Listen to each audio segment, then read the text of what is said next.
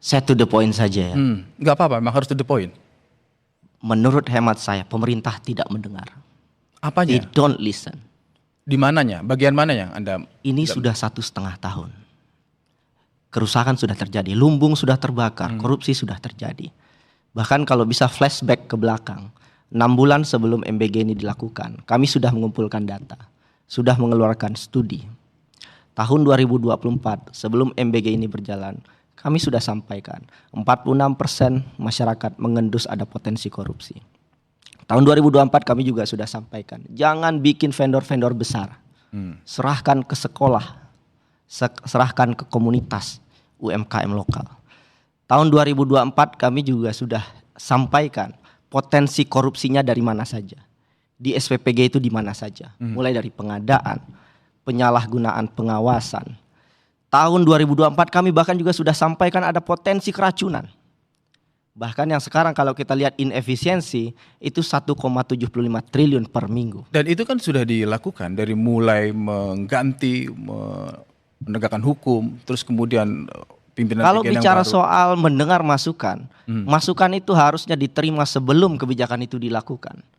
Maka kalau sekarang ketika korupsi sudah terjadi, apakah kemudian salah masyarakat menuntut pemerintah?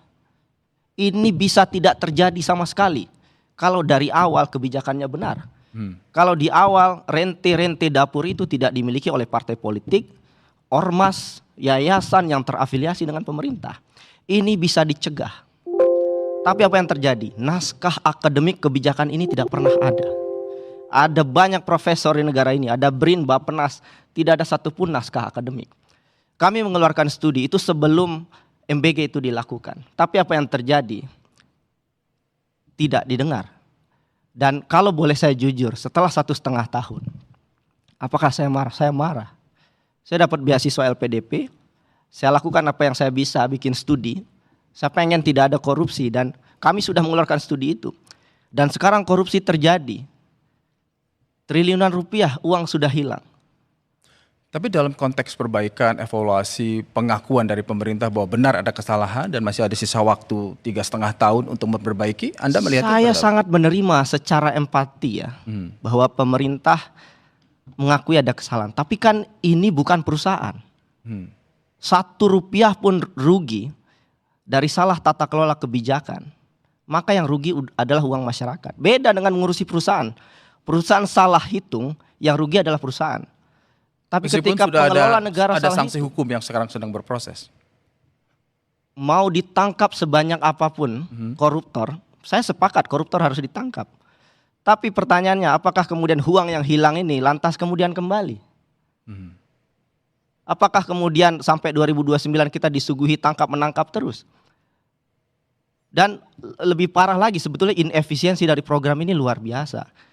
Itu kenapa saya selalu meyakini empirical based evidence. Jangan sampai di negara ini politik rente mengalahkan kajian akademik. Itu yang kami sesalkan. Karena dari awal kajian akademiknya nggak kuat, pilotingnya nggak ada, hantam saja kiri kanan depan belakang, dan sekarang setelah 1,5 tahun, lumbung padi sudah terbakar. Korupsi sudah terjadi. Dan kemudian kita membahas ini lagi berulang-ulang, evaluasi tata kelola. No, tata kelola itu dilakukan sejak hari pertama kebijakan itu diluncurkan. Sebagai bentuk evaluasi, Anda tidak melihat ada perbaikan? Tentu kita berharap ada